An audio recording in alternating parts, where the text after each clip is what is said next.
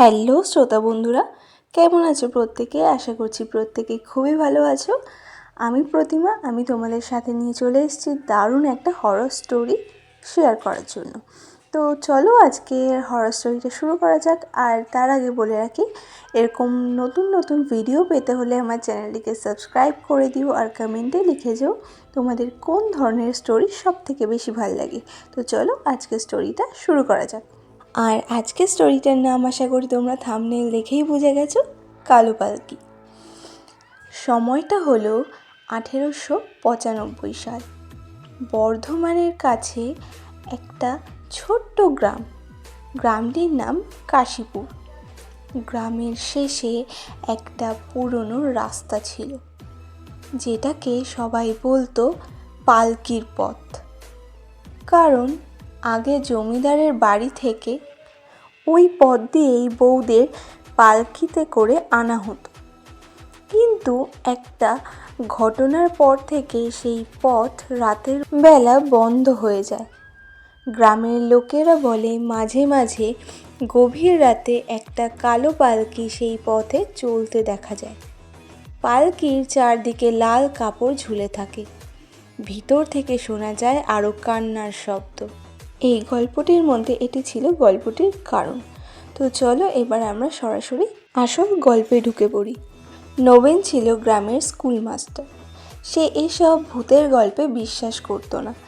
একদিন রাতে সে পাশের গ্রাম থেকে ফিরছিল। ঘড়িতে তখন প্রায় রাত 12টা। হঠাৎ দূরে সে দেখল রাস্তার ধুলো উড়িয়ে একটা পালকি আসছে। 4 জন মানুষ সেটা কাঁধে নিয়ে হাঁটছে। নবীন অবাক হয়ে ভাবল, এই রাতে কে পালকিতে যাচ্ছে? পালকি কাছে আসতেই সে দেখল একটা অদ্ভুত ব্যাপার। সেই 4 জন মানুষ পালকি তুলছে ঠিকই, কিন্তু তাদের পা মাটিতে পড়ছে না। ওরা যেন মাটি থেকে একটু উপরে ভাসছে।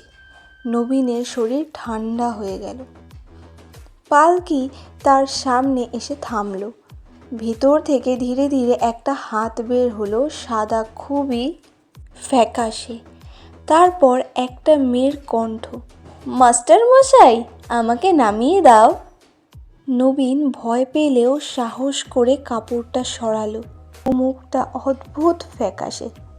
মেয়েটা বলল, ওরা আমাকে বাড়ি নিয়ে যাচ্ছে, কিন্তু আমি যেতে চাই না।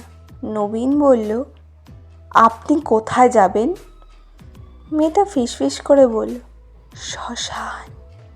নবীন থমকে গেল। কি বন্ধুরা, গল্পটা কি ভালো লাগছে? যেও না কিন্তু, গল্পটি পুরোপুরি শুনে তারপরে যেও। তো চলো এবার আসল সত্যে আমরা প্রবেশ করি। মেয়েটা ধীরে ধীরে বলল, আজ আমার বিয়ে ছিল।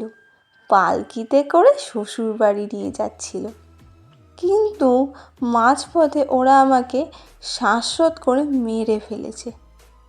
কারণ আমার গয়না দরকার ছিল তাদের। নবীন কাঁপতে কাঁপতে বলল, ও ওরা ওরা কারা? মেয়েটা ধীরে ধীরে পালকির বাইরে তাকালো। 4 জন বাহক দাঁড়িয়ে আছে। তাদের মুখ দেখা যাচ্ছে না। হঠাৎ তারা একসাথে ঘুরে নবীনের দিকে তাকালো।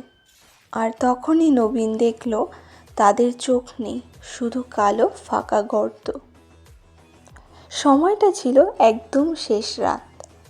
মেয়েটা বলল, প্রতিদিন রাত হলে না ওরা আমাকে আবার নিয়ে যায় এই পথ দিয়ে, যতক্ষণ না আমাকে কেউ নামায়। নবীন সাহস করে হাত বাড়ালো, কিন্তু ঠিক তখনই 4 জন বাহক একসাথে চিৎকার করলো, ওকে নামালে তোকেও নিয়ে যাব। হাওয়া ঠান্ডা হয়ে গেল। রাস্তার চারদিকে কুকুর চিৎকার শুরু করলো। হঠাৎ পালকির দরজা নিজে নিজে বন্ধ হয়ে গেল, আর পালকি ধীরে ধীরে অন্ধকারে মিলিয়ে গেল।